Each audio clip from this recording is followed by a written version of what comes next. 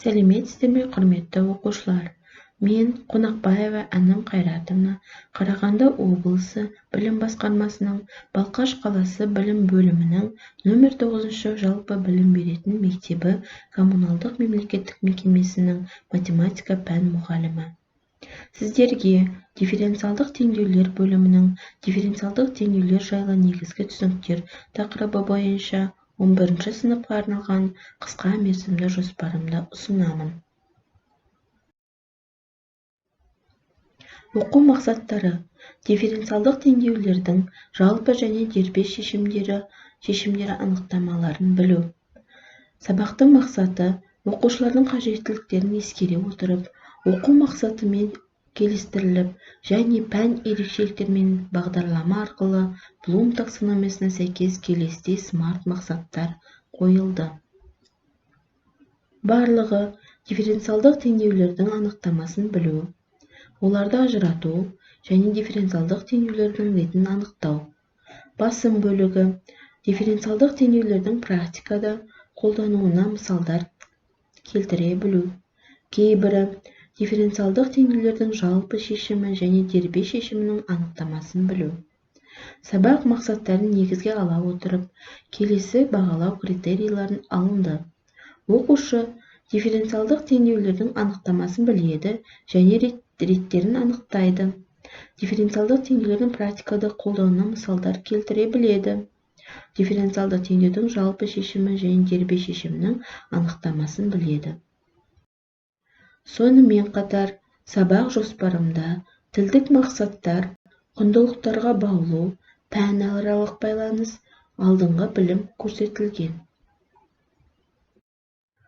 Осы қойылған оқу мақсаттарға жету үшін пән бойынша тақырыптың мазмұнымен анықталған сабақ барысында бірнеше белсенді әдіс-тәсілдер жоспарланған. Сабақтың басында әдемі ойлай білу, светофор, сұрақ-жауап. Сабақтың ортасында инсерт, түртіп алу, постер, дифференциалдық теңдеулерді практикада қолдану, зерттеу жұмысы болады. Ойлан, шеш, ойыңды бөліс. Сабақтың соңында қорытындылау мақсатында топтық оқыту, бағалау әдіс-тәсілдері жоспарланған.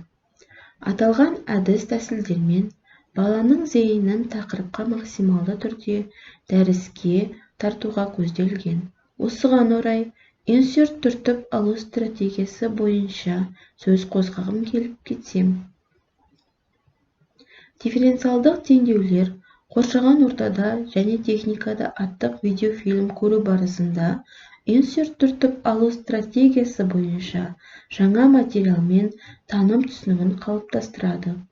Оқушылар берілген дерек көздерді басшылыққа ала отырып, тақырыпты түсінген ойын тұжырымдауға сыни тұрғыдан түртіп алу жүйесімен мәлімет жинайды, саралайды, кестені толтырады. Кестені толтыру барысында білемін, мен үшін түсініксіз, мен үшін жаңа ақпарат, мені таң қалдырды деген сұрақтарға оқушылар білетіндерін анықтап, білмейтіндерін белгілеп сұрауға әзірленеді. Бұл әрекет арқылы жаңаны түсіну үшін бұрынғыны білім арасында тиімді көпірлер құрастыруға, яғни байланыстар құруға дағдыландырады және ой өрісін дамытады. Жақсы оқитын оқушылар топтық жұмыста төмен оқитын оқушыларға қолдау көрсетеді. Сонымен қатар, топта оқушылардың танымдық белсенділігімен, шығармашылықпен жұмыс істей алады. Бір-бірінің жауабын толықтырып, берілген тақырып бойынша білімдерін ортаға салып отырады. Сабақ барысында әрбір оқушыға мақсатқа жетуге ықпал жасайтындай белсенді әдістер арқылы тақырыпты меңгерсе, мұғалім балалардың түсіну деңгейін анықтап келесі саралау әдістерін жүзеге асыруға жоспарлаған. Саралау әдістеріне келетін болсақ, олар топтастыру, диалог және қолдау көрсету, дерек көздер, деңгейлік тапсырмалар, бағалау, қорытынды. Яғни, мұғалім сабақтың орта кезеңінен жаңа сабақты бекіту барысында оқушыларға А, Б, С деңгейлік тапсырмалар беріп, балалардың түсіну қажеттіліктерін қанағаттандырады және қамтамасыз етеді. Айта кетерлік, тапсырмалар сабақ жоспарына сәйкес типтік есептер ұсынылады. А деңгейлі қарапайым, Б деңгейлі орта деңгейлі, С деңгейлі күрделі деңгейлі есептер. 3 деңгейлі есептердің айырмашылықтарына тоқтала кетсек. Мысалы, А деңгейлі бірінші тапсырма дифференциалдық теңдеулердің ретін анықтайды. Y туынды азайтылған 2x жақшаның ішінде y туынды тең x квадрат. Бұл есепті шығаруды оқушыларға қиындық тудырмайды. Себебі дифференциалдық теңдеулердің анықтамасын біледі, дифференциалдық теңдеулерді ажыратады, дифференциалдық теңдеулердің ретін анықтайды. Б деңгейлі екінші тапсырмада әр топ оқушыларына оқулықта берілген мысал есептер, дифференциалдық теңдеулерді практикада қолдану постер арқылы зерттеп қорғайды. Мысалы, бірінші топ халық санының өсімін зерттеу барысында оның өсу жылдамдығының тұрғындар санына пропорционалдығы анықталған. Айталық, Т уақытта тұрғындар саны n Т-ға тең болса, онда халықтың Т уақыттағы өсу жылдамдығы n туынды Т туындысына тең болса, халық санының өсу жылдамдығының формуласын табу керек. Яғни, бұл есепте өмірмен байланыстырып, халық санының өсімін зерттейді. Бұл есеп орта деңгейлі болғандықтан, зерттеулерде оқушылар халық санының өсу заңдылығын анықтайды, дифференциалдық теңдеуді құрады.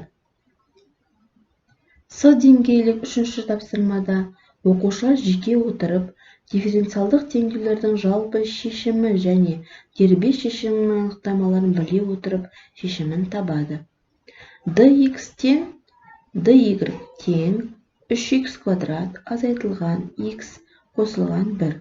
Дифференциалдық теңдеуінің екі жағында интегралдап жалпы шешімін табыңдар. Және x тең 1 шамасына сәйкес y тең 4 болатын дербес шешімін анықтаңдар дейді. Бұл есепті шығаруды оқушыларға күрделі болады. Себебі оқушылар дифференциалдық теңдеулерінің анықтамасын түсіндіреді, дифференциалдық теңдеулердің интегралын табады, жалпы шешімін табады, дербес шешімін тексереді. Тапсырманы орындауда қиналған оқушыларға қолдау көрсетіледі. Осы берілген есептерде саралау әдісінің деңгейлік тапсырмаларына назарларыңызға ұсынылған. Сабақ барысы бойынша мұғалім оқушыларға әрдайым қалыптасушы бағалау жұмысын жүргізіп, қолдау көрсетіп отырады. Сабақ кезеңінде келесі критериалды бағалау түрлерін қолдану жоспарланған. Мұғалім кері байланыс береді және дескриптор арқылы бағалайды. Дескриптор арқылы өзара бағалайды. Мұғалімнің мадақтау сөзімен ауызша кері байланыс береді. 2 жұлдыз 1 тілек әдісін қолданылады. Дескриптор арқылы бағалау, өзара бағалау түріне толықтала кетсем. Бағалау критерийі берілген. Дифференциалдық теңдеудің жалпы шешімі және дербес шешімінің анықтамаларын біледі. Тапсырма. dx тең dy тең 3x квадрат азайтылған x қосылған 1. Дифференциалдық теңдеуінің екі жағында интегралдап, жалпы шешімін табыңдар. Және x тең 1 шамасына сәйкес y тең 4 болатын дербес шешімін анықтаңдар. Дифференциалдық теңдеулер анықтамасын түсіндіреді, дифференциалдық теңдеудің интегралын табады, жалпы дербес шешімін табады, Қорытындылау. Топтық оқыту бағалау. Тәсілі сұраққа жауап. Бірінші. Қандай теңдеуді дифференциалдық деп атайды? Екінші. Дифференциалдық теңдеудің реті нені білдіреді? Үшінші. Дифференциалдық теңдеудің шешімі қандай? Осы сұраққа оқушылар бір-бірін бағалап жауап береді. Үйге тапсырма. Оқулықтан номер 8 есептің 4-ші және 8 есептің 10-шы есебі. Оқулық алгебра және анализ бастамалары 11 сыныпқа арналған оқулықта 83-ші бетте осы есеп орналасқан. Рефлексия. Оқушылар, сіздер сабақ барысында мен сабақта қорытынды деген кесте бойынша сабақта қызық, қызықсыз, енжарлық басым болды. Мен сабақта жұмыс істедім, демалдым, басқаларға көмектестім. Қорытынды бойынша материалды түсіндім, білетінімді де көп білдім, онша түсінбедім деген рефлексия берілген сөздердің жанына өзіңізге жақын сөздерге жанына түртіп белгі қойып өзіңізді бағалаңыз.